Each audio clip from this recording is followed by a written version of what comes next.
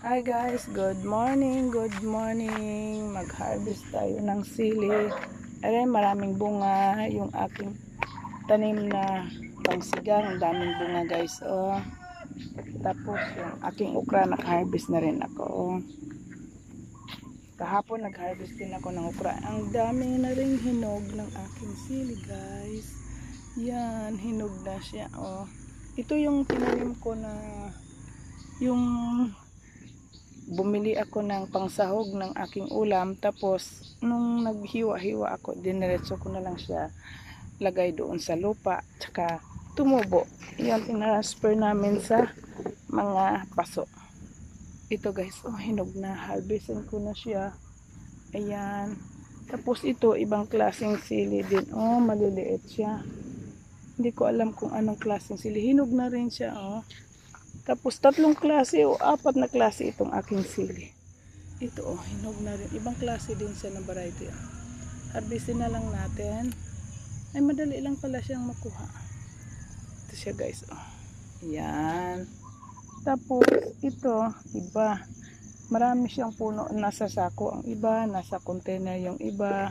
Tapos yung mga pangsigang ko guys, ang daming bunga. Ito, dami ditong bunga, oh. Dami ditong bunga. Tapos ito ang hahaba na guys, oh. Ang haba na ng pangsigang. Marami. Tapos yung isa, oh, bell pepper na bunga na rin. Ito, harvestin natin. Harvestin natin. Ito maliliit. Ito maliliit siya guys, oh. Pero hinog na. Kunin na natin, oh. Mahihinog na rin ito. Tapos ito guys, oh. Ito ang pinakamaganda. Ay Diyos ko. Kasi ito yung magluluto ako, basta itatapon ko na dyan sa ano, sa isang taniman. Halimbawa, para masira man. Guguntingin natin kasi sayang kapag masira ang ano. Ayan, ang ganda, oh. Diba ang ganda?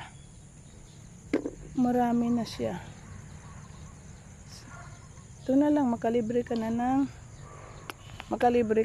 ano, ng anong tawag dyan, panahog sa ulam. Mahal kaya ang kilo nito.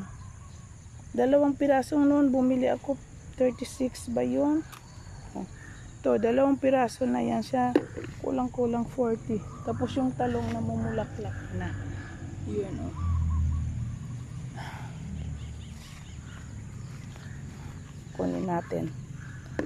Kunin natin ito guys, oh, hinog na. Ito naman ay iba. Ay, hirap man tanggalin. Ano ba ito?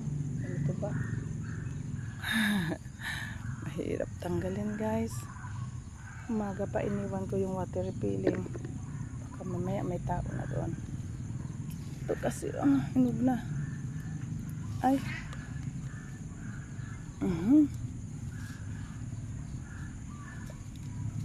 Ang hirap. Ay, baka maano. Naglag. Ito siya, oh, bilog na maliliit. Ayan. Tapos yung isa mahaba. Ibang variety naman, mahaba. Hinog na siya. Kunin na natin. So,